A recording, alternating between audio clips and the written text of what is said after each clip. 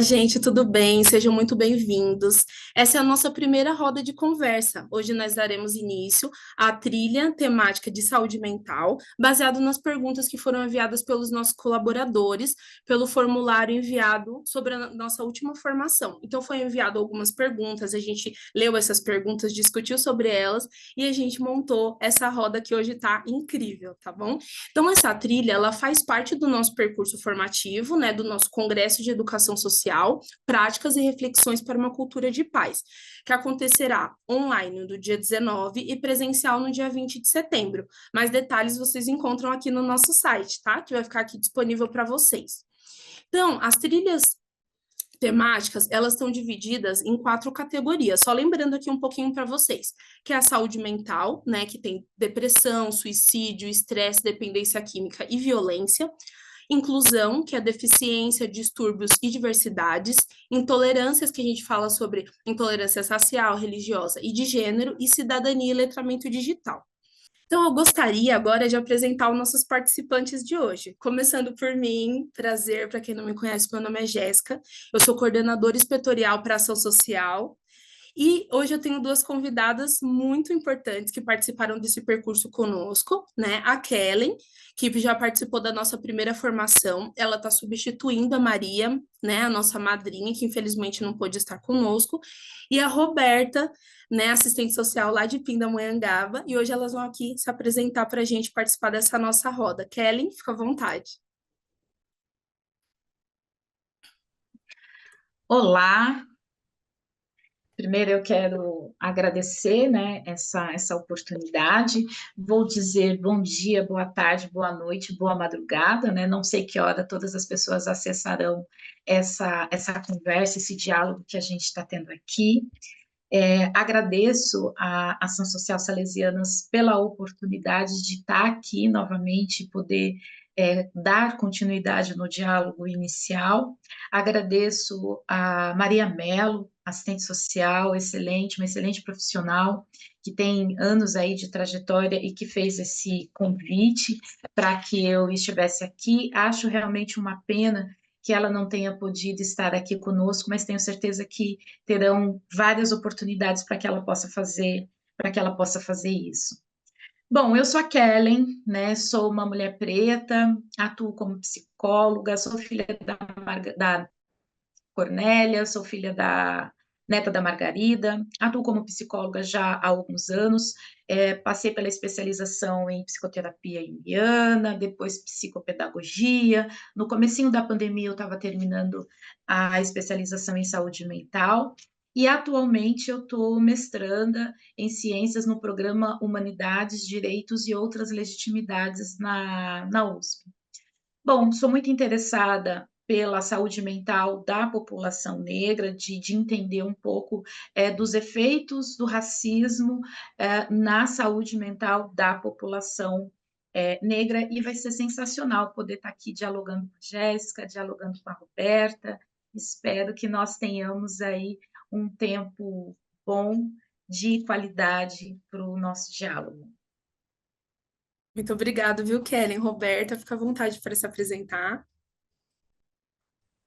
Olá, né, eu também sou a Roberta Gomes, sou assistente social, né, estou aqui atuando no Centro Salesiano Pindamonhangaba, né, também gostaria de agradecer o convite da participação, né, dizer que eu acho um espaço muito rico, né, de troca de saberes, de troca, né, de diálogos preciosos que nós vamos ter aqui. Eu costumo dizer que esse tempo de troca é um tempo precioso e que a gente precisa aproveitar, né? Então, assim, que possa ser rico, que a gente possa, né, passar conhecimento para frente, porque conhecimento parado também não nos traz, né, não nos move, né, para o novo, não nos move para novos desafios. E eu acredito que aqui a gente vai trocar estratégia, trocar, né, bate-papos que vão fazer a gente entender e compreender e sair até, né, com outras reflexões, né, sobre o tema,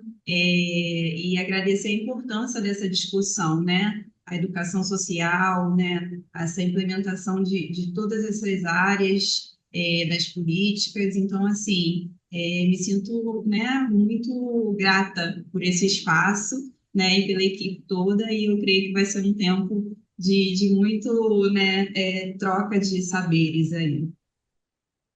Obrigada, viu, Roberta? Então, hoje, para começar, nós vamos abordar um tema muito importante e muito pedido por vocês, né? Que é a saúde mental.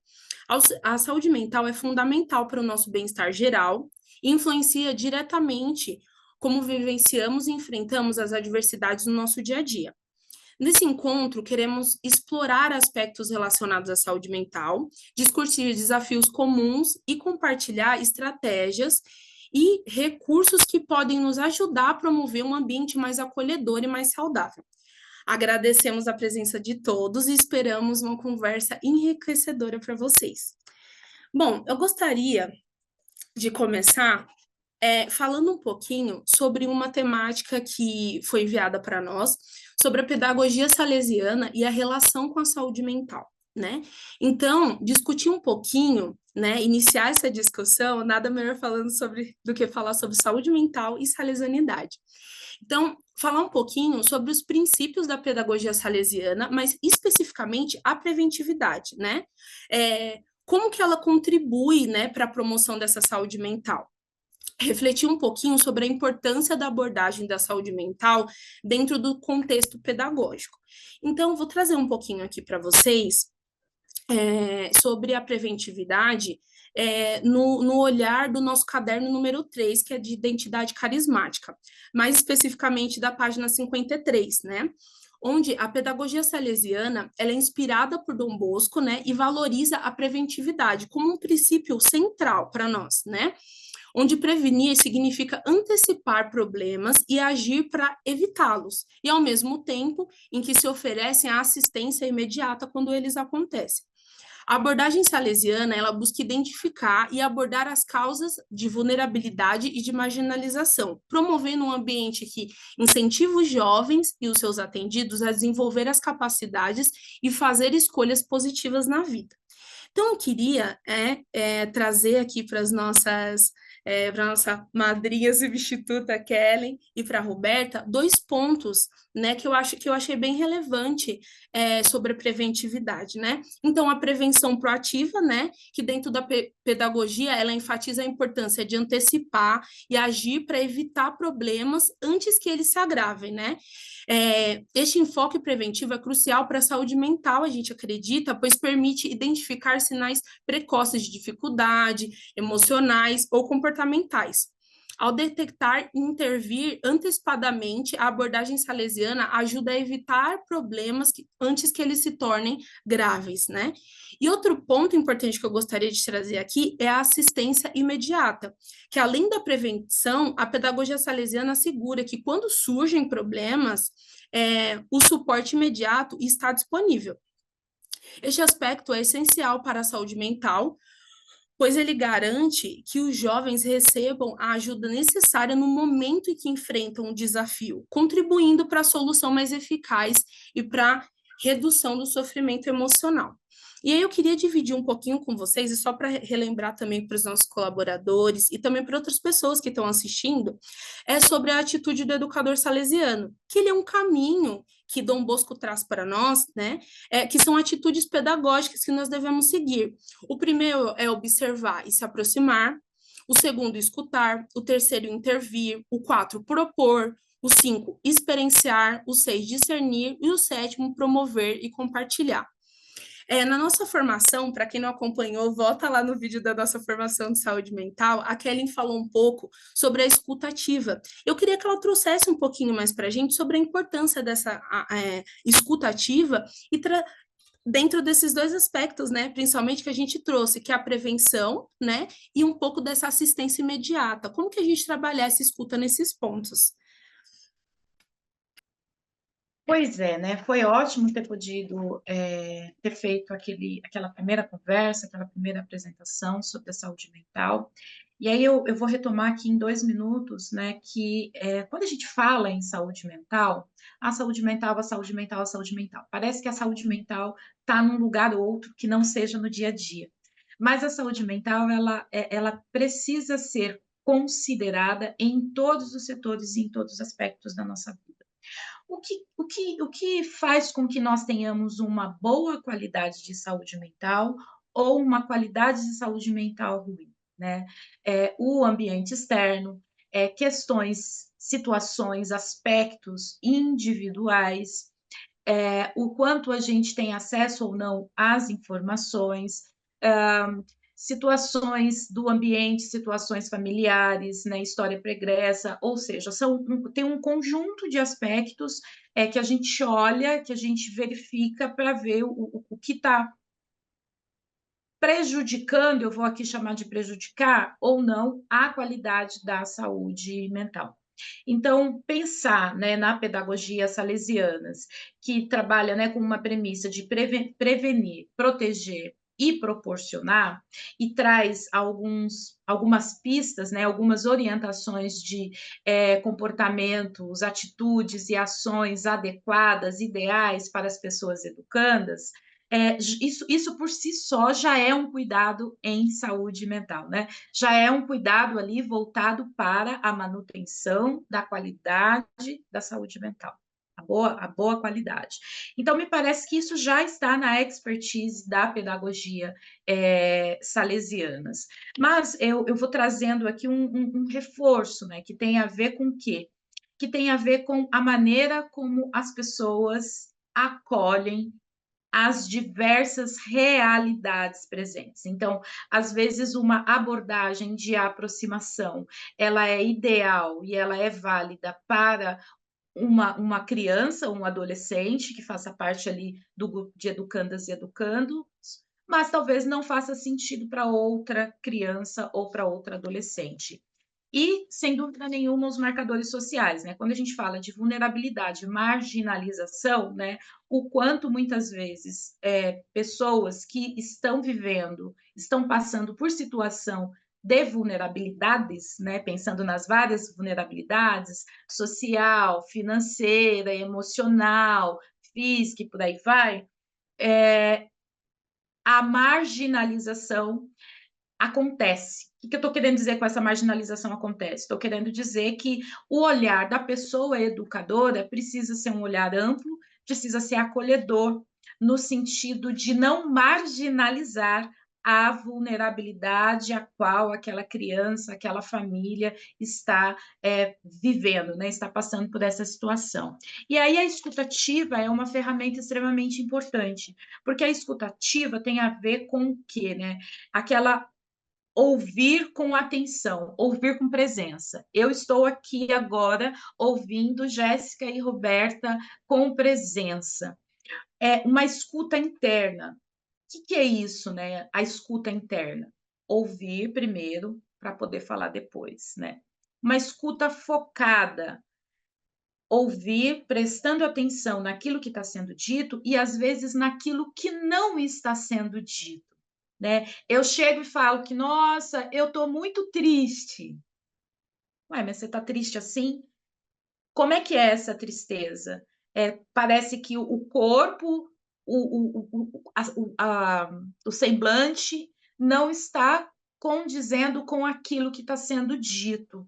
O que é isso? Essa pessoa está bem, essa pessoa está passando por tamanha situação de pressão, né, que faz com que essa reação apareça?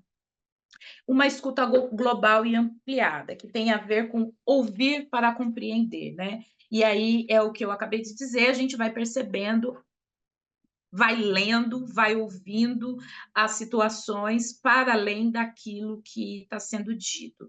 E que me parece estar muito próximo, né, do prevenir, proteger e proporcionar. Porque para prevenir é preciso ter, né, anteceder, eu preciso de uma antecedência. Então, eu vejo aquela situação, fico ali atenta, falo, não sei, pode ser que algo diferente está acontecendo, e aí vou acionar a rede ali institucional de acordo com as orientações e aquilo que é proposto pela própria instituição. E aí, Jéssica e Roberta, me faço aqui, né? Fico aqui pensando no quanto a pedagogia salesiana tem em sua expertise, né, quando ela olha para a prevenção, quando pensa na prevenção, isso é muito alinhado com o cuidado em saúde mental. O quanto é bom a gente perceber sinais antes para evitar que sofrimentos psíquicos mais graves sejam ali estabelecidos para aquela criança ou adolescente. Eu penso que é mais ou menos assim. Obrigado, Kellen. Kellen, eu achei muito legal um- uma observação que você fez, que é algo que eu acredito muito também, que é esse olhar de forma integral, né? A pessoa, ela, quando a gente vai olhar para ela, para as dores e para as alegrias dela, é uma diversidade. A pessoa não é feita de um lado só. Ela tem várias histórias que compõem quem ela é. E como você bem colocou, a empatia é o ponto-chave, né? Porque é uma história que você não está vivendo, que você não conhece, e só no ouvir, né, no contato com aquela pessoa, atento, né, aos detalhes, que você vai realmente conseguir mais ou menos entender como aquela pessoa tá, identificar como, né, o bem-estar, a saúde mental daquela pessoa, e aí sim poder intervir, falar alguma coisa, ou às vezes a escuta é muito importante, né? A gente às vezes quer tanto resolver, mas essa escuta, como ela é importante, né? Roberta? Eu achei muito interessante, né, o que a Kellen colocou sobre a escutativa, porque assim, né, hoje a gente entra, né, numa rotina e nessa questão de resolução de problemas, e a gente não para refletir, né, a nossa ação, né, até o nosso gestual, até a nossa, né, o nosso posicionamento, a nossa imagem ali, quando a gente está num atendimento, quando a gente está com o educando ou com a equipe de educadores, né? Trazendo nesse sentido de escutar ativamente, de prestar atenção aos detalhes, à fala, né? Ou até mesmo ao próprio silêncio, que também diz muito, né? Então, assim, trazendo essa visão, né, de ter presença, que é algo assim hoje, né, no nosso tempo, algo muito precioso, né? Porque a gente está o tempo todo conectado, o tempo todo acelerado, né? Mediante os nossos afazeres, mediante uma fórmula ali pronta para resolução. Eu já tenho, né? A resolução do problema, eu já sei o que fazer, eu já sei, mas assim, a gente não reflete. Será que o que eu estou falando, o que eu estou ouvindo, o que eu estou fazendo está de fato surtindo efeito, está de fato, né, sendo benéfico, está de fato de acordo com o que está acontecendo no momento, né? A estratégia que eu aplico, né, a nossa fala. Então, assim, eu costumo colocar que nem tudo, a nossa realidade ela é dinâmica demais o tempo todo. Então, a gente precisa prestar atenção, de fato, no que está sendo dito, né? E isso é em detalhes, isso faz todo o diferencial na hora da gente ouvir alguém estando ali de forma presente, né? Perfeito, obrigada, Roberta. Gente, aproveitando esse gancho, essa hora um pouquinho sobre essas questões de histórias únicas, essas questões de vulnerabilidade. E aí, na nossa primeira formação de saúde mental, a Kelly falou um pouquinho sobre alguns grupos, né? E principalmente sobre pessoas pretas, negras, enfim. E aí a gente teve uma pergunta muito interessante de um colaborador nosso, que gostaria de trazer aqui um pouquinho para vocês, que é um pouco também, fechando um pouquinho mais o nicho, né? O impacto, né? E mais específico na saúde mental, com ênfase nas comunidades afrodescendentes, né? Então, os nossos educadores trouxeram, né? Porque, né, a gente está no Brasil, né? Então, muitos dos nossos atendidos, os nossos educandos também, né? E a gente sabe de muitas dificuldades, das questões de preconceito e como isso impacta na saúde mental. Gostaria de ouvir um pouquinho de vocês, né? Como que vocês olham esse cenário hoje? Como isso tem impactado, né? Nas comunidades afrodescendentes? Um pouquinho sobre essa questão da saúde mental, principalmente nesses grupos que a gente atende, né? E são grupos que vêm com bastante vulnerabilidade, tanto social, a gente sabe por conta de questões e conceitos históricos, mas também por questões de preconceitos vividos no dia a dia também. Bom, é bom poder falar disso sempre, por vários lugares que nós estivermos, né? E aí eu gosto de pensar na diversidade, né? Na diversidade humana, que é uma característica que faz parte da nossa humanidade, né? Que são as diferenças, né? E o quanto os marcadores sociais da diferença acabam sendo também marcadores da desigualdade, né? Então, quando a gente fala nos grupos minorizados, né, quem são, né? Quais pessoas, quais humanidades fazem parte dos grupos minorizados? Aí a gente está falando das pessoas pretas, né, das pessoas negras, que é aquele o que o IBGE, né, pessoas negras, somos 56% da população brasileira, e nesse aspecto, nesse item, né, nessa característica, população negra, nesse dado, nesse marcador, estão incluídas as pessoas pardas e as pessoas pretas, né, entendendo que as pessoas pardas são pessoas negras de pele não retinta, diferente de mim, que sou uma pessoa negra de pele retinta, então, pessoa preta, negra, enfim. Acho importante trazer essa colocação, porque são colocações simples, mas que às vezes no nosso dia a dia, pela a nossa prática, né, a minha prática, a prática da Roberta, da Jéssica também, é muito comum. Mas pensando nas obras, né, nas obras sociais todas e no grande número de pessoas colaboradoras, é uma fala, um saber que nem sempre está ali disponível a todo tempo. Então, quem são? Qual é essa minoria? As pessoas pretas, as pessoas com deficiência, pessoas indígenas, né? Os povos originários, pessoas LGBTQIPN a mais, as pessoas refugiadas ou imigrantes, pessoas quilombolas ou pessoas de comunidades tradicionais, que são marcadores, né, que fazem com que elas façam parte das chamadas minorias, que, curiosamente, é a maioria da nossa população, né? E por que é minoria? Porque é minoria porque tem menos acesso a serviços básicos, tem menos acesso a direitos, e aí, então, tem menos poder de fala, tem menos poder de ação. E tudo isso faz com que a qualidade da saúde mental dessas pessoas sejam afetadas tremendamente.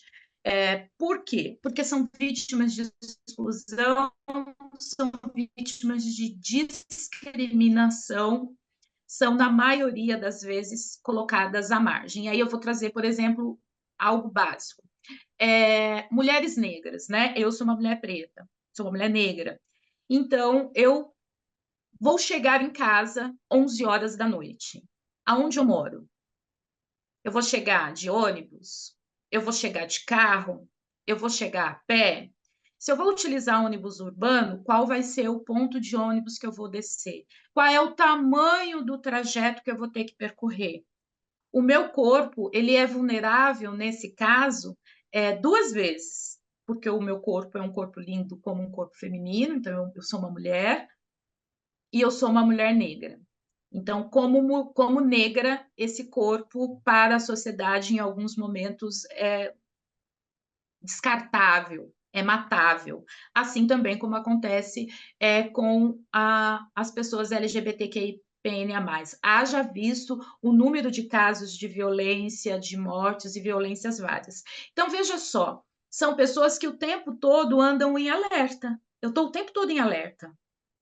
E esse alerta provoca em mim estresse. E esse estresse acomete meu corpo físico, meu corpo mental, meu corpo espiritual também. E isso faz com que o tempo todo eu tenha que reagir às várias situações, né, de assédio, seja pelo recorte do gênero, seja pelo recorte de raça e pelo recorte de classe. Tenho dinheiro? Não tenho dinheiro? Tenho condições? Onde eu moro? Moro na comunidade? Tenho acesso à água encanada? Não tenho acesso à água encanada? As pessoas com deficiência, olhar para as especificidades das pessoas com deficiências. Então, como é que ela faz para acessar determinados serviços? Os serviços estão disponíveis para acolher essas pessoas, né? Então, uma pessoa com deficiência intelectual, por exemplo, ela vai ao médico, ela precisa de acompanhante? O médico ou a médica, né, a profissional ali de saúde, vai falar diretamente, né, com presença para a pessoa com deficiência, ou ela vai falar para o acompanhante e a acompanhante, como se a pessoa com deficiência não existisse, como se a pessoa com deficiência não estivesse ali. Então, são todas situações que impactam diretamente a saúde, a qualidade da saúde mental dessas pessoas. E aí, muitas vezes, esses grupos, essas pessoas, né, que fazem parte dos grupos minoritários, do grupo minoritário, fica mais isolada, se entristece, mas essa tristeza é reconhecida às vezes, isso é falta de trabalho, isso é falta de ter o que fazer, né? Como se só pessoas com condições financeiras, né, com uma classe social ali estabelecida e reconhecida, estivessem susceptíveis para ter a saúde mental comprometida de alguma maneira. Então, de modo geral, eu penso aqui que os marcadores sociais, eles perpassam por tudo. O que muda? Muda enquanto nós, profissionais, conseguimos perceber o sistema de opressão e a maneira interseccional como esse sistema de opressão atinge a pessoa com deficiência. Bom, é pessoa com deficiência,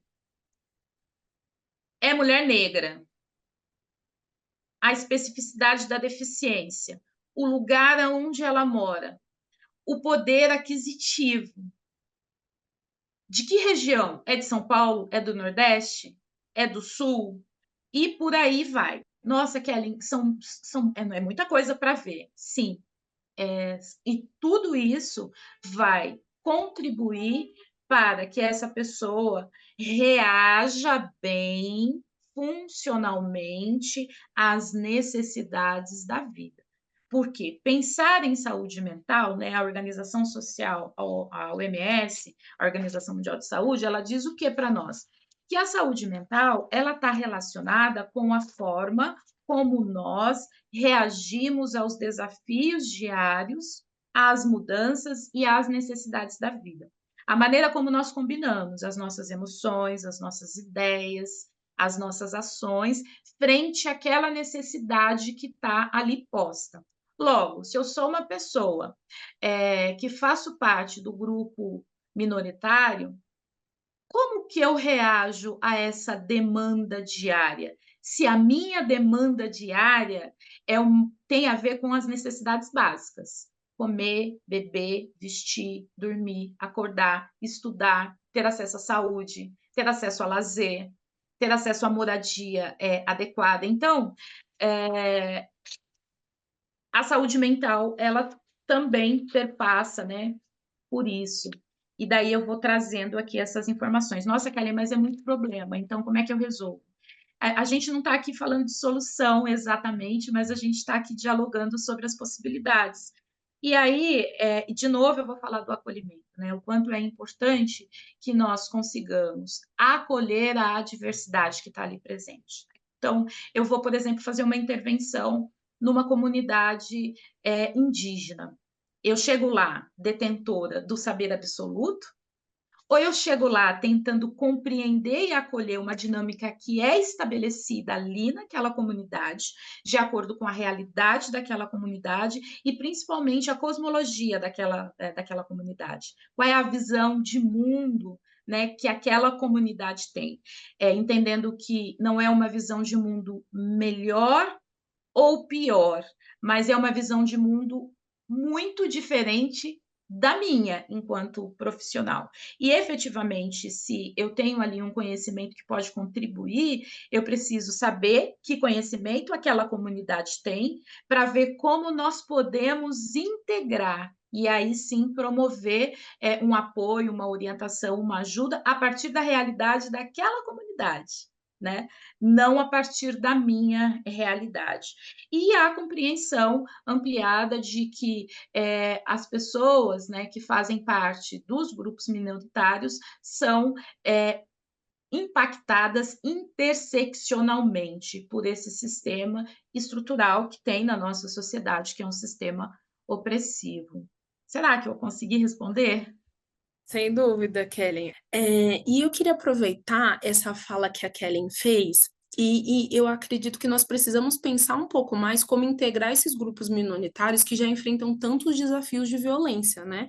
Tantos desafios, tantas violências no dia a dia. E isso até já dá um gancho, né, para o nosso próximo tópico, que seria a interação entre esse educador e esse atendido, e pensando numa cultura de paz. Então, como que a gente faz para abordar, né, esse educando, né, que já vem com todas essas, e às vezes a gente nem só, não só educando, né, o próprio educador, né, de educador para educador, de equipe técnica para educador, e no nosso dia a dia também, com o nosso vizinho, nosso amigo, né, uma pessoa do trabalho, então como que a gente faz essa interação, né, com essa pessoa, porque assim, a gente, na interação, né, direta com essas pessoas, às vezes a gente percebe que as pessoas já têm alguma dificuldade, particularidades ali no contexto da saúde mental, de violência, né, que impacta na promoção da cultura de paz, do respeito nas instituições, né, tanto no trabalho como nas instituições educacionais,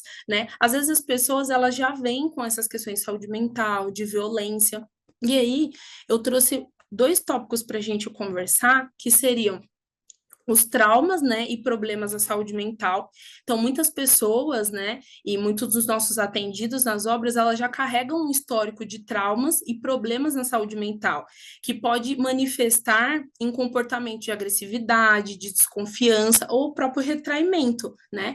E esses comportamentos, eles dificultam a comunicação e a construção de relacionamentos positivos entre os educadores, né?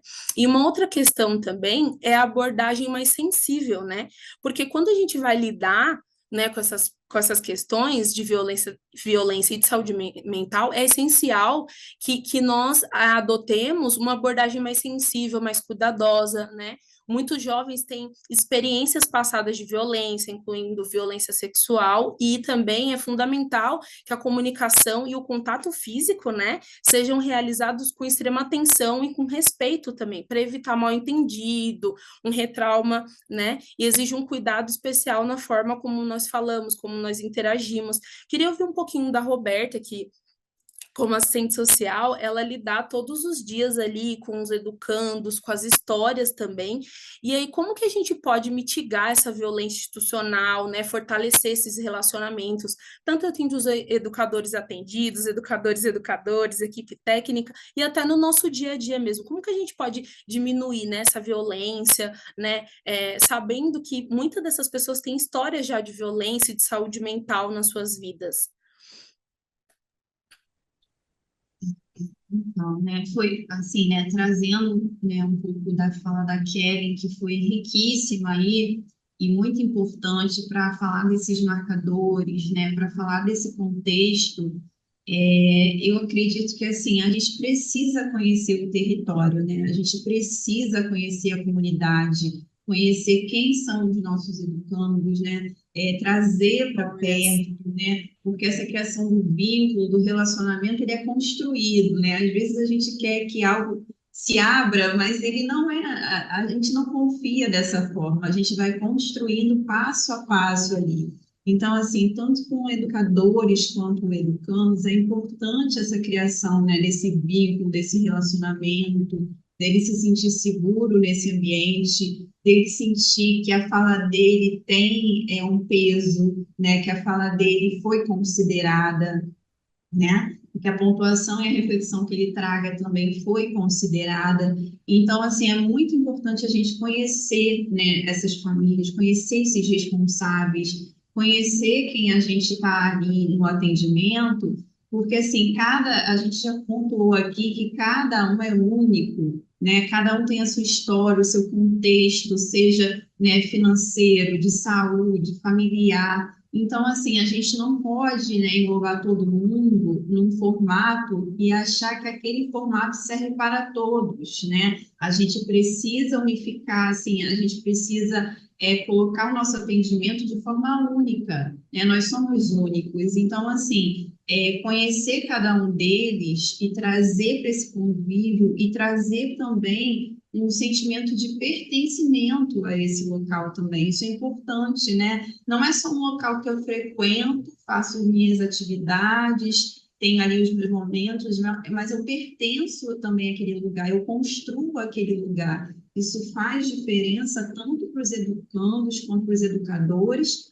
quanto para os responsáveis que a gente também lidar, né? Eu vinha trazendo um bate-papo aqui com os próprios educadores e a gente trouxe essa questão, como trazer, né, os responsáveis, como trazer para perto, para que eles conheçam de fato, para que eles estejam interagindo e construindo junto com a gente, né, esse convívio, esse vínculo. Então, isso é muito importante. Até para justamente, e aí entrando, né, na questão da violência, na questão da cultura de paz, trazer para perto para que a gente possa ter essa escuta, né, como já foi pontuado a princípio, essa escuta ativa, porque eu também acredito que a gente só tem uma escutativa baseada também na confiança daquele que está falando, né? Então, assim, quando eu trago essa confiança, trago para perto e ele se sente seguro a ter essa abertura de falar daqui, né, desse sentido, o que para muitos é difícil, né? Porque se tratando de saúde mental, existe ainda aquele estereótipo, né, de não, eu não preciso de ajuda nessa área. Não, eu não preciso colocar as minhas emoções, né? Eu não preciso dizer, eu vou conseguir passar por isso sozinho, né? E ao mesmo tempo, contrapondo, a gente vê os responsáveis, vê pessoas sem saber ter mais assim um norte para onde ir com essa questão da saúde mental, aonde eu vou, quem vai me ajudar, quem é que vai me dar aquela estratégia, quem é que vai me fazer colocar dentro do meu ambiente uma forma que eu consiga uma comunicação e essa escutativa não só dentro da instituição, mas fora dela, né? Porque, assim, a escutativa dentro da instituição a gente vai construir, mas e a escutativa lá fora, tão necessária para que os educandos possam saber que eles têm essa abertura, eles podem conversar tanto na instituição quanto onde eles residem, né? Então, assim, e essa questão da violência, trazendo para esse ponto, vai ter momentos na fala, vai ter momentos no atendimento, vai ter momentos que a gente vai perceber, né, no gestual, no jeito de falar, e a gente, assim, com a experiência que a gente escuta dos educandos, de questões que aconteceram, que eles trazem nesse momento e pontuam, né? E quanto aquilo afetou, ou quanto aquilo, em algum momento, numa atividade, ou numa questão, a gente falou aqui do gestual, né, do Sim. toque, o quanto aquilo traz, de repente, né, a gente fala, né, na questão do gatilho, para que aquilo remeta novamente àquela situação, né? A gente precisa ter essa presença e esse olhar de que ele vai se sentir seguro para falar, né, nesse ambiente que é construído, né, sobre essa violência. E, assim, a família é a mesma questão, né, o responsável é a mesma questão, você trazer ele para perto, né, muitos têm essa abertura, outros já se sentem retraídos a falar, né, e quando eu percebo também uma questão relacionada à saúde mental ou traumas, existe uma vergonha, uma culpa, né, por estar naquele processo. E aí eu preciso também, muitas das vezes, trazer referências e colocar até de forma prática de que aquilo não acontece só com ele, de que Sim. aquilo, né, está inerente a todos, inclusive a quem está falando, quem está colocando, né? E isso acho que humaniza também a questão de que, né, eu não sou a pessoa que detém todo o saber e que vou dar todas as ferramentas ou respostas que ele precisa, mas eu estou segurando na mão e falando, vamos juntos nessa caminhada, né? Vamos juntos descobrir essa resposta, né? Mas individualmente, de forma assim, como eu falei, de forma que a gente perceba que cada um é de uma forma única, né? E eu acredito que isso é construído. Eu acho que a Kelly pode acrescentar e falar um pouquinho mais com propriedade, né? A gente fala da parte do atendimento do serviço social, mas eu acredito assim que muitas das vezes existe uma vergonha, existe uma culpabilização, né? Que a gente coloca assim, né? Muitas das vezes a gente precisa até passar, né? Para os nossos educadores que nós não podemos culpabilizar o responsável. São muitas demandas e fatores que envolvem, então eu não posso chegar e apontar só um determinado fator, como a Kelly mesmo colocou os marcadores e todas as questões envolvidas, são muitas, né, as questões ali que perpassam. Então, assim, isso é necessário refletir em cima desses pontos. Eu acho, só completando um pouquinho a Roberta, eu achei bem interessante, Roberta, que você falou sobre essa questão que essa responsabilidade, que às vezes responsabiliza a pessoa ou responsabiliza os pais, só que a gente, eu acho que é importante lembrar que existem lacunas na rede socioassistencial, né, nas políticas públicas, é, e a gente acha que tem que problematizar também a sobrecarga no terceiro setor, né?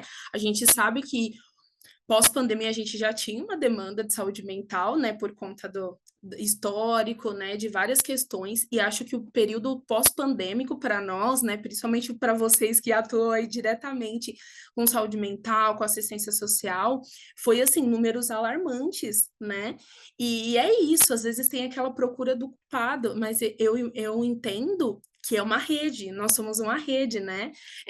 A gente pode, por exemplo, nas nossas obras, a gente pode ter um psicólogo ali, um terapeuta, e ter esse olhar, a gente tem que ter, né? Só que a gente faz parte de uma rede que tem lacunas nessa rede, e que a gente tem que responsabilizar todos, né? Saúde, educação, entender que a gente não age sozinho, né? Por exemplo, dando um pouco daqui do exemplo até do jovem, né? A gente tem o jovem ali e é uma rede socioassistencial, né? Eu acho que também friso até aqui, queria também ouvir um pouco de vocês, mas a nossa participação política também, né? Acho que a nossa participação pela busca de políticas públicas, esses debates políticos é muito importante para a gente ampliar mesmo, que é um pouco do que a gente está fazendo aqui, né? Trazer essa consciência também, né? Queria ouvir um pouquinho de vocês sobre isso, porque eu acho uma pauta muito importante, como a Roberta trouxe, a gente sempre vai buscando culpados, mas a gente não entende que é responsabilidade nossa enquanto rede, né, socioassistencial.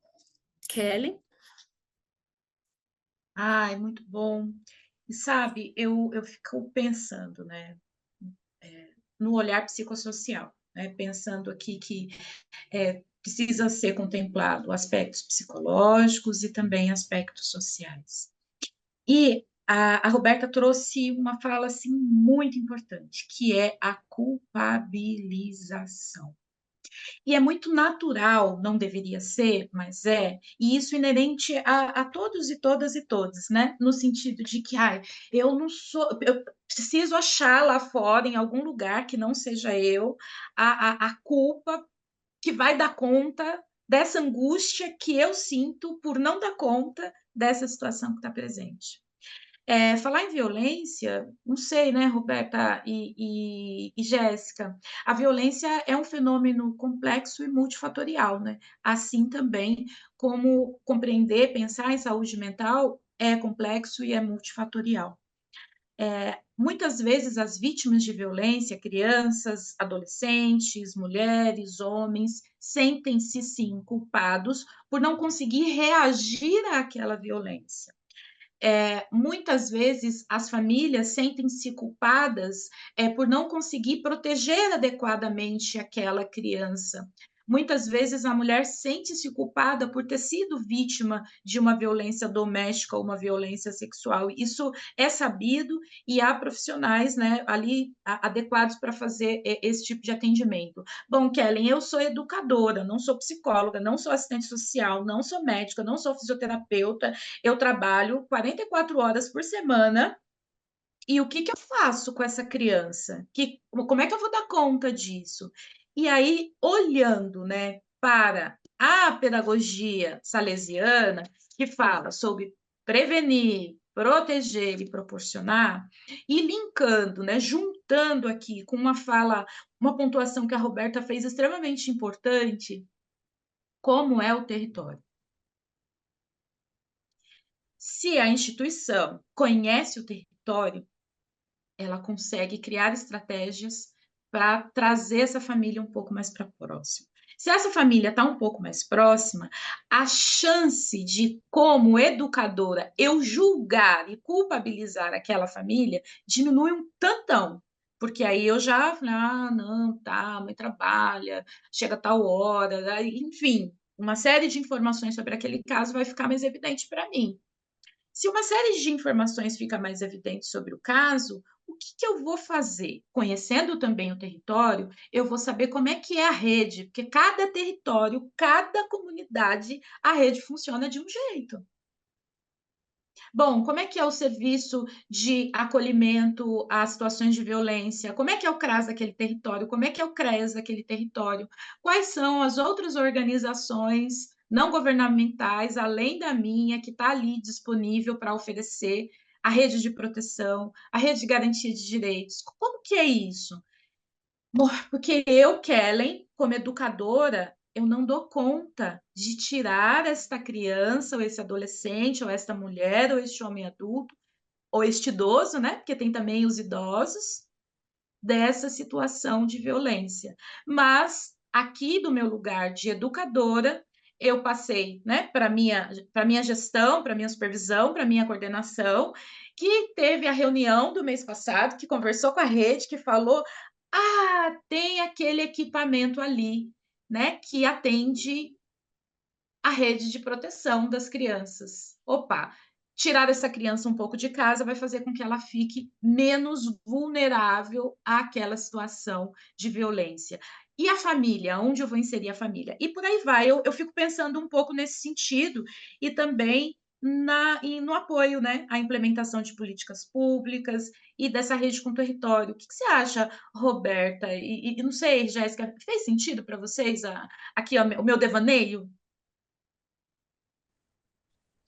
Então, Kelly, eu acho que esse é um dos caminhos, sim, como a gente falou aqui do território, né, dessa aproximação, né, como a gente já pontuou aqui, né, existem especificidades de cada lugar, de cada, né, região, de cada território, a própria rede, ela tem essa especificidade, e é necessário conhecê-la, é necessário também ter, né, esse olhar de equipe multidisciplinar e interdisciplinar, né, para que a gente possa atuar de forma conjunta, né?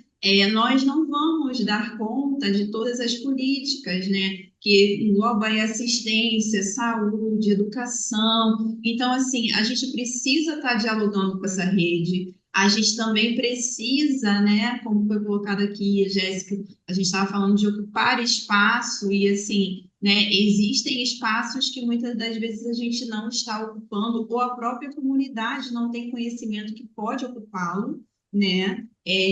Seja na efetividade dessa rede, seja na criação ou na implementação ou a efetividade dessas leis que já estão propostas, muitas das vezes, já estão construídas, mas elas não são de fato aplicadas, elas não são de fato efetivadas, né? De fazer valer aquilo que está no papel, aquilo que está ali já colocado. Então, assim, a gente construir isso, né, dentro desses espaços, trazer a comunidade para esses espaços, porque é como a gente já colocou também, é a fala deles, é a vivência deles sendo colocada também para essa rede. E isso é importante. Quando eu acesso a saúde, onde estão as minhas questões? Quando eu acesso a educação, onde estão as minhas questões, né? Quando eu acesso a assistência, onde estão essas questões? Então, assim, né? A gente parece, mas são muitas demandas envolvidas, são. Mas a gente precisa pensar na questão do território, porque, assim, vamos pontuar aqui uma questão. Mobilidade urbana, acesso. Será que o meu educando, será que o responsável, ele consegue esse acesso? Ele pega quantas condições para estar presente nesse lugar? Se eu passar uma informação incorreta, o que isso impacta dele estar acessando essa rede? porque assim, ele não tem como ficar indo e voltando para esse equipamento. Então, todos são pontos que a gente às vezes acha que não vão fazer diferença, mas vão fazer, porque assim, o acesso à mobilidade urbana é onde ele consegue ali estar envolvido com a rede. Se eu não consigo estar lá, do que adianta eu saber que existe, né? A gente falou aqui no comecinho de conhecimento parado, não adianta.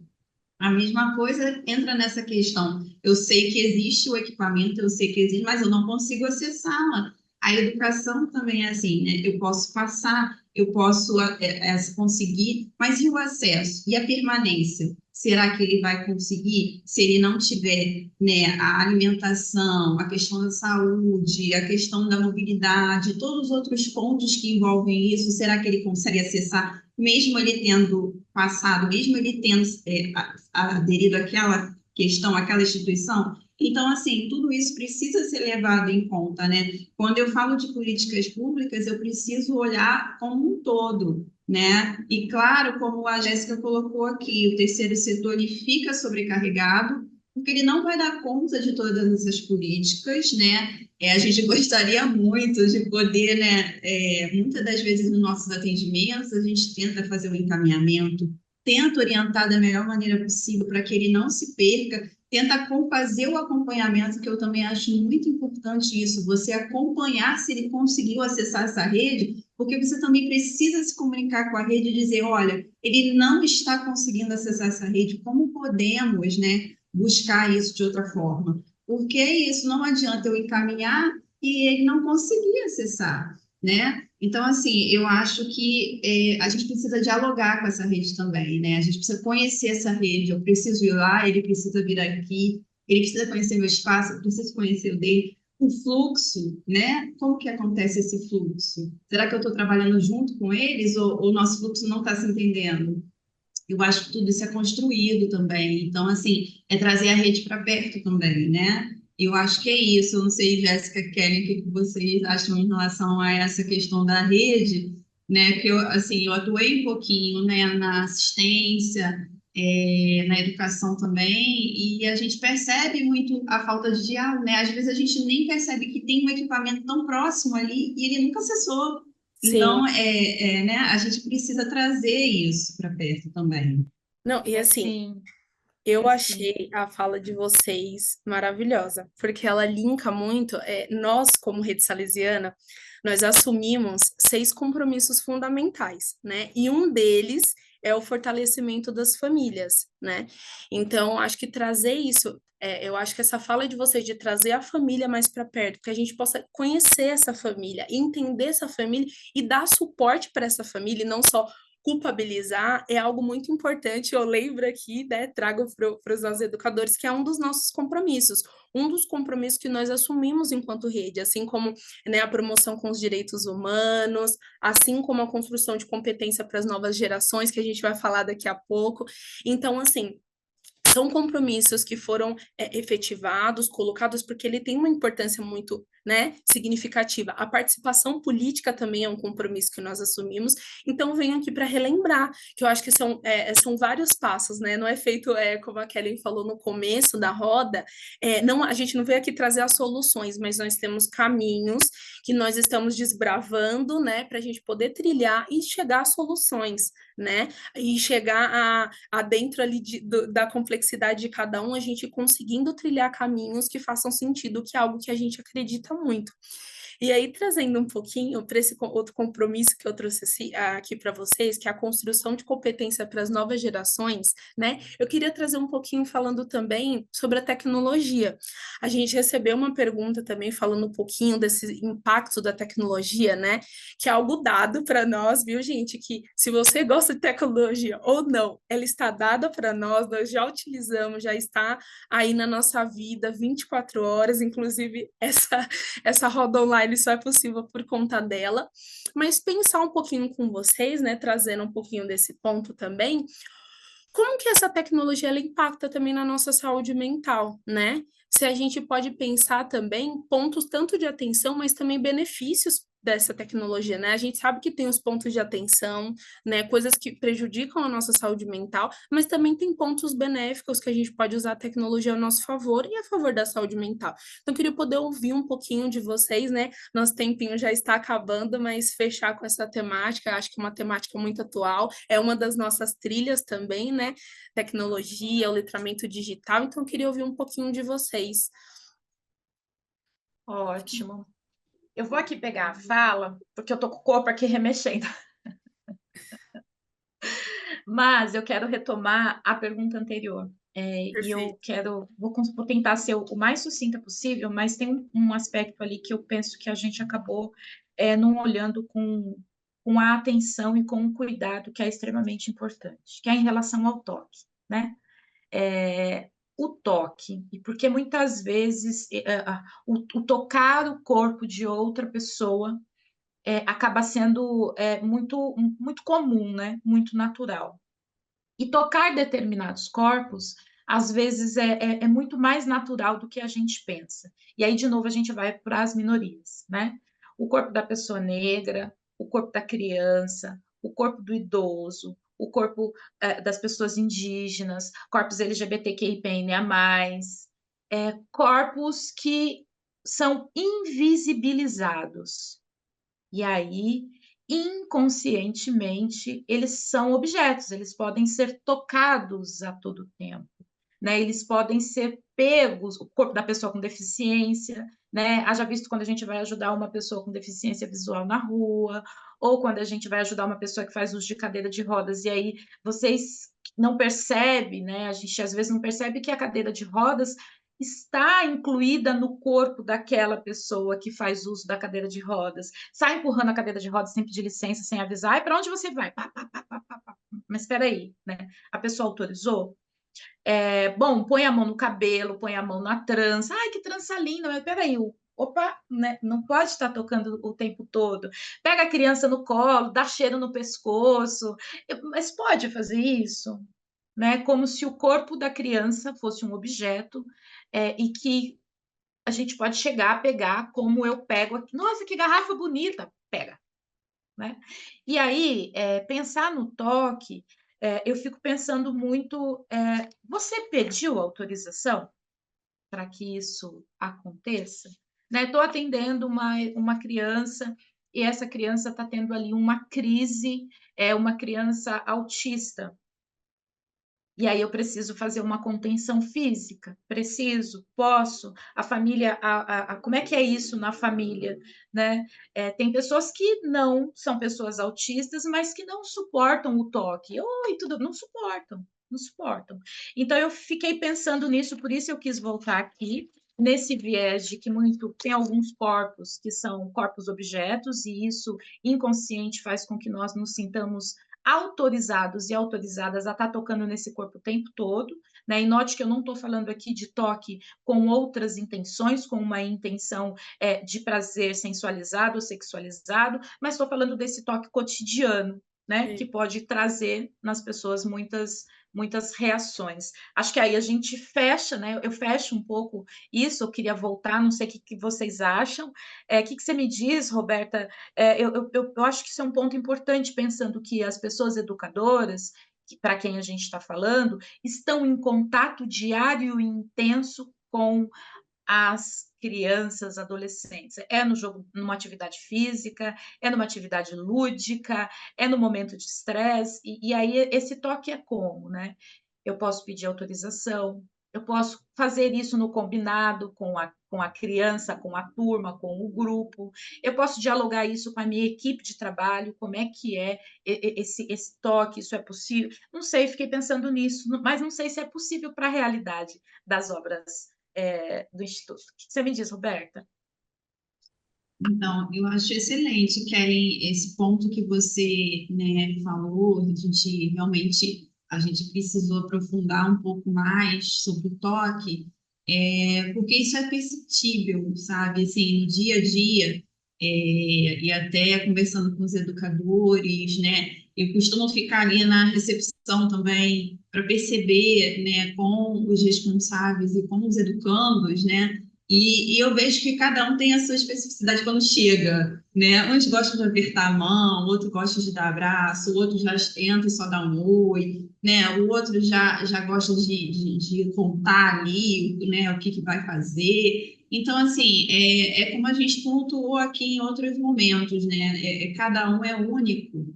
Então, assim, eu preciso observar e eu preciso, de fato, pedir a permissão, né? Me remeteu até aquele vídeo, né, que tem aí uma pessoa que coloca na porta, né, como você quer ser cumprimentado, né? Se é com aperto de mão, se é com abraço, com a dancinha. E eu acho interessante porque é isso, assim, você coloca para ela escolher, ou não escolher, eu não quero, né? Então, assim, e isso se remete a muitas questões, como você colocou, das minorias, né? Da questão do que isso vai impactar em cada uma delas, do que isso causa, né? Ou do que. E às vezes, assim, talvez seja olhada como a educação, só uma falta de educação, ou então talvez assim uma birra, ela não quer, né? A gente se não é, mas assim, eu acho que a gente sempre tem que ter esse olhar para além do que é o nosso achar que é o certo, né? Porque eu costumo dizer que toda história ela tem dois lados, assim, a gente ouve, né, a história dos dois lados, porque, como a gente linkando aqui com a culpabilização, eu não sei, a gente não sabe o contexto, a gente não sabe a história profundamente de cada um. Então, assim, a gente, né, tenta se apropriar e se aproximar através dessa confiança, mas, assim, a gente precisa entender que o que é para mim não é para o outro, o que eu entendo, o outro pode não entender, né? Às vezes a gente faz até aquela fala assim, ah, mas é óbvio. Não, é óbvio para mim, não para o outro, e eu preciso, né, colocar. Então, assim, eu acho que a questão do toque, eu acho, conversão não, né? Acho, não tenho certeza. Com os educadores até ontem, assim, a gente, né, fazendo a programação para o segundo semestre, a gente pontuou justamente, né, aquilo que a gente, de estratégias, né, desse olhar mais profundo e de que a gente entenda que cada um é único, os contextos vão se diversificar. Então, a questão do toque, e eu acho assim, a informação, às vezes, ela precisa ser, digamos, um pouco massificada pelo fato de que relembrar, eu preciso novamente falar, eu preciso novamente apontar, ou como a gente colocou na nossa rotina, muitas das vezes, de solucionar, a gente, né, passa, né, por cima dessas questões e não percebe quanto elas afetam ali o desenvolvimento, com esse vínculo, né, essa sua permanência. Então, assim, eu acredito que a gente precisa, de fato, sempre estar pontuando, né, porque, infelizmente, a gente tem esses processos, né, das minorias e de toda a questão que envolve, e precisa, de fato, a informação ela precisa a todo momento estar ali. Ó, aqui, a informação colocada. Eu estava colocando até isso para eles em relação aos responsáveis. Eu falei, eles sabem, mas a gente precisa relembrar. A gente precisa mostrar como fazer, a gente precisa estar ali junto, né? Educar, trazer conhecimento, trazer o nosso saber, trocar. Dá trabalho, dá, né? A gente sabe, mas a gente sabe que tudo tem um propósito e o resultado vem com o tempo, é construído, né? A gente às vezes quer soluções imediatas, assim, né? Aí trazendo até já para o gancho aqui né, desse tópico importante que a Jéssica colocou, a rede vai trazer isso, né? Não, solução, joga lá que eu já sei fazer e é isso, pronto, já está pronto, né? Só que cadê a reflexão do nosso fazer? Cadê né? Será que tudo é engessado de fato? A gente precisa refletir o nosso fazer profissional, o nosso fazer de atuação, o nosso fazer como ser humano e como indivíduo, né? Eu creio que a gente precisa trazer também esse debate sempre para as rodas, né? Sobre o toque, sobre a permissividade, sobre aquilo que eu acredito que é o certo para mim, mas não para o outro, né? Então, eu acredito, né, Jéssica, Karen, que a gente constrói isso também, né? Sim, Sim, sim. eu achei que foi muito importante vocês retomarem esse ponto, também, porque vocês estavam falando e eu estava aqui pensando, né? A gente, por mais educado que a gente seja, né? E a gente não trata as crianças como a gente trataria um adulto que a gente não conhece, por exemplo, né? Então, um adulto, você vai encostar, licença, pega, sabe? Tem um outro modo. Por que que a gente fica tão mal educado quando é com criança ou com jovem? Porque a gente acha que sabe menos, ou que a gente tem uma autoridade sobre, que às vezes a gente passa a mão numa criança que a gente não conhece, ela não gosta, e a gente acha ruim, né? Ou a criança fica com medo, enfim. Então, acho que é importante voltar porque a gente faz isso constantemente. Acho que a gente tem que se reeducar em várias questões, né? A permissividade, igual a Roberta falou, por exemplo, até entrando nesse tema de tecnologia, por exemplo, às vezes a gente tira foto e até nas obras mesmo. A gente tira foto das crianças e a gente não pede autorização delas. Muito diferente se fosse de um adulto, a gente ia perguntar, ou se o adulto questionasse, não queria aparecer aqui, a gente ia lá e tirava, né? Então, às vezes, a gente parece que perde educação, a Kellen trouxe um exemplo também que eu, né, tem um amigo meu, fiz um curso com ele é cego, né, uma pessoa cega, e ele sempre falava dessa questão, que às vezes ele não precisava de ajuda, e da pessoa pegar no braço dele e levar, e às vezes ele ficar constrangido e ir para o lugar que ele não ia, porque a pessoa queria ajudar, sabe? A gente não pergunta, a gente às vezes se coloca num lugar de saber mais, como você diz, Roberto. E eu acho que isso fica muito claro quando é uma pessoa com deficiência, ou é uma criança, um jovem, porque a gente se coloca num lugar como se a gente não precisasse. Eles precisam da gente, parece que é assim, né? Eles se colocam num grau e a gente se torna mal educado, inconveniente, porque às vezes a gente não pergunta. Então, se você tem dúvida, pergunte. Posso tocar, posso pegar, posso tirar uma foto? Você precisa da minha ajuda? Porque às vezes não precisa, gente. Às vezes a pessoa não precisa, sabe? E às vezes a gente se coloca nesse lugar. Então, acho que é muito importante, sim, vocês terem voltado nesse assunto. Eu acho que essa questão de permissividade que a Roberta trouxe é muito importante. Às vezes, nas redes sociais, por exemplo, a gente não utiliza isso, né? Acho que a gente acaba aí, né? Essa falta de educação exacerba, né? Porque na rede social a gente acha que é terra de ninguém, e aí pode fazer o que a gente quiser, falar o que a gente quiser, isso influencia muito na saúde mental. A gente posta o que a gente quer, às vezes não é da gente. Então, vídeo de criança, brincando, dançando, isso dá porta, imagem para muita coisa, né? Então, acho que foi muito legal. Acho que linka com o tema que a gente vai falar agora da tecnologia, mas também é muito importante a gente ressaltar essa questão, porque eu acho que a gente, como adulto, nós estamos nos reeducando nesse sentido, né? Sim, sim. E é interessante porque todos esses aspectos, eles interferem, colaboram, né, de uma maneira boa ou de uma maneira não boa, para a qualidade da saúde mental, né? E quando a gente pensa nas redes sociais e a gente pensa ali na tecnologia, hoje a gente está aí com a AI acontecendo, né, com a AI, enfim, e aí, e IA, enfim, né? Estou aqui repetindo coisas que eu ouço de crianças e de adolescentes, né? E é um grande desafio, sempre é um grande desafio. E quando a gente pensa, por exemplo, nas imagens das crianças que são tiradas numa atividade ou outra e tal, que vai para a rede, pensando na internet e nessas grandes possibilidades que a inteligência artificial, por exemplo, traz, essa criança, esse corpo pode estar em risco, né? Tudo pode estar em risco. Bom, e aí eu fico aqui também pensando no quanto a tecnologia pode ser boa e pode ser não boa.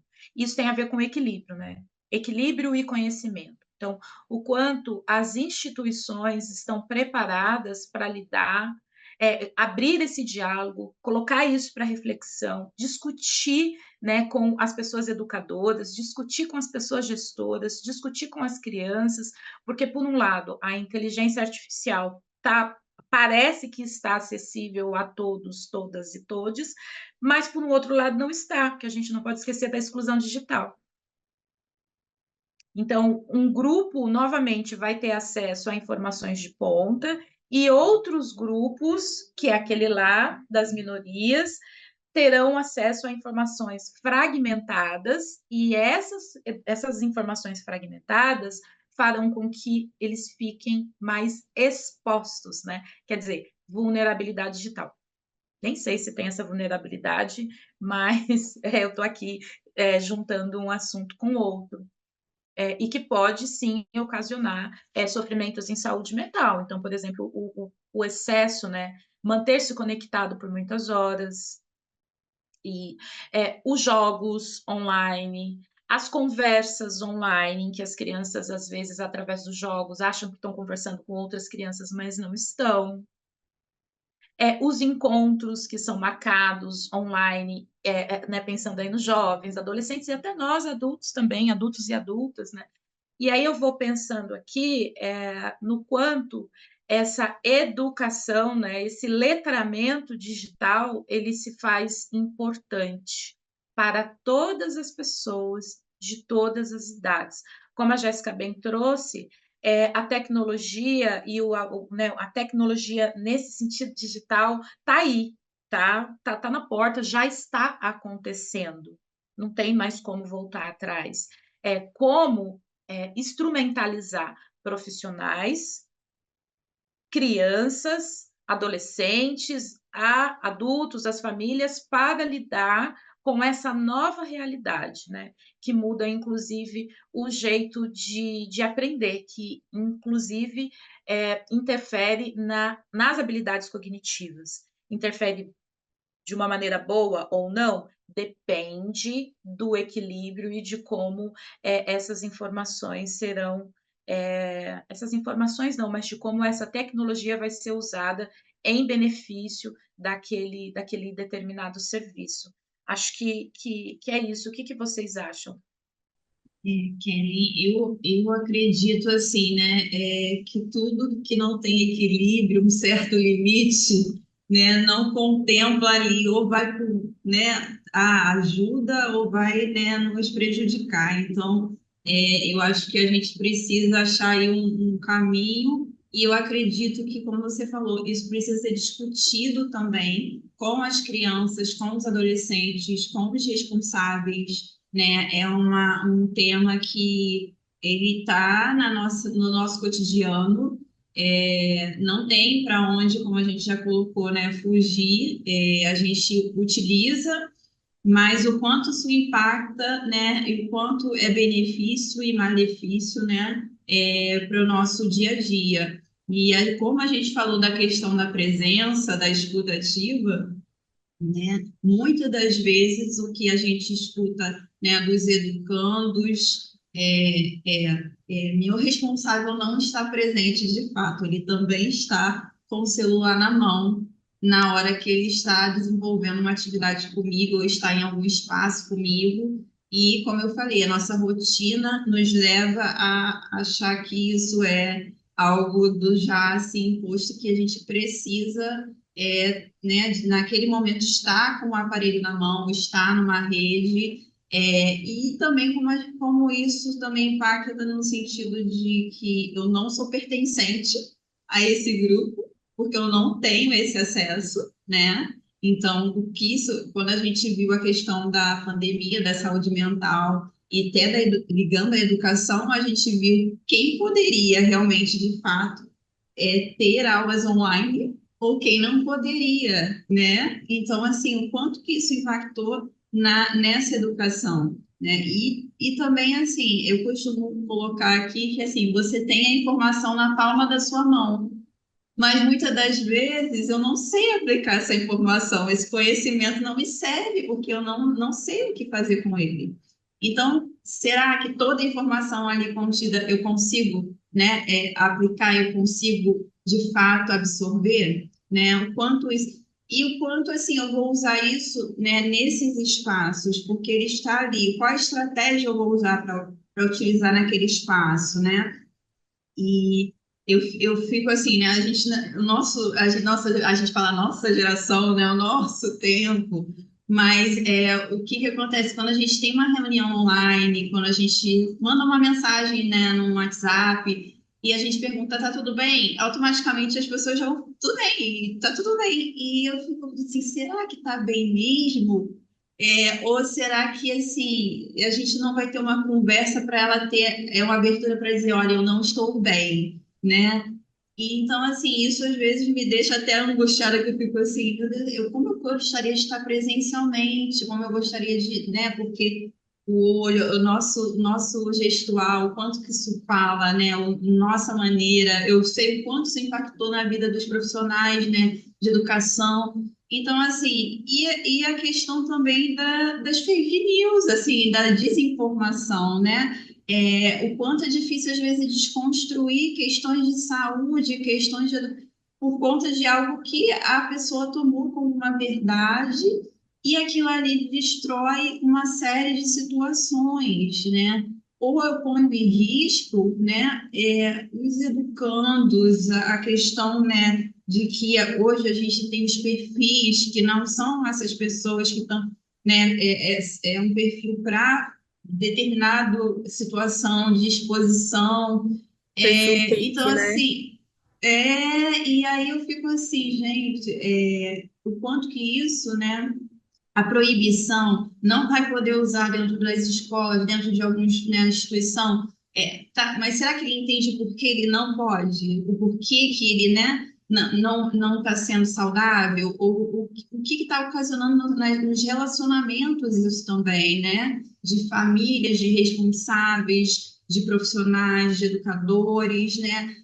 A gente está o tempo todo com essa tecnologia, essa rede na mão, e assim, é para o bem e é para o mal. E a gente precisa discutir mais isso nesses espaços também, né? Eu acredito que precisa ser construído isso também, para que isso não se torne, assim, né? A gente falou dos jogos aqui, quantos atendimentos eu já fiz que precisou de intervenções porque já se tornou algo que não tem mais controle. Então, né, o quanto que a gente precisa também da percepção desse responsável, né, da equipe com esse olhar, né, ó, né, tá muito, olha, o que que a gente pode buscar ali, onde a gente pode, né, colocar, porque isso vai fazer diferença também, né, eu preciso acompanhar também esse processo, né, junto com as crianças e adolescentes de perto ali, né? Eu costumo fazer nos meus atendimentos, mas porque agora existe também, né? Eu vou tirar foto do que está no quadro e depois vou passar para o caderno. Não vai acontecer, a gente sabe. Então, assim, né? O que que ele está absorvendo, né? Porque é isso que a gente está falando. Eu tenho informação na palma da mão, mas do que adianta se eu não aplico, se eu não consigo assimilar, né? Eu acho que é importante a gente debater mais a fundo essa questão da tecnologia. Perfeito. Meninas, já estamos no final da nossa roda, né? Vamos falar um pouco mais sobre esse assunto que teremos a outra roda de cidadania e letramento digital, né? E, como eu disse, três rodas imperdíveis para vocês poderem estar acompanhando, falando um pouquinho mais sobre esses assuntos, se atualizando. Queria agradecer imensamente a participação da Kellen, da Roberta, foi uma roda muito gostosa de participar, né? E para você que está assistindo aí a gente, fica tranquilo que a gente ainda tem mais três rodas para vocês, tá bom? E aí eu queria lembrar para vocês que as formações que nós fizemos e as rodas, né, elas ficarão disponíveis no YouTube. E a fim de garantir que todos os colaboradores tenham acesso aos materiais. Pode trabalhar à noite, de manhã, se assiste antes de trabalho, na hora do almoço, porque é uma formação bem legal mesmo. Acho que essas formações não são só legais aqui para nossa, para a rede salesiana como um todo, mas para a nossa vida. Aqui a gente viu dicas assim, né, que a gente pode levar para a nossa vida e que é importante que a gente comece a pensar sobre esses pontos tão importantes, né? Além disso, os assuntos que são discutidos nos encontros online, eles serão mais explorados e aprofundados durante o congresso, né? Gente, muito obrigado e até a próxima roda. Um beijo.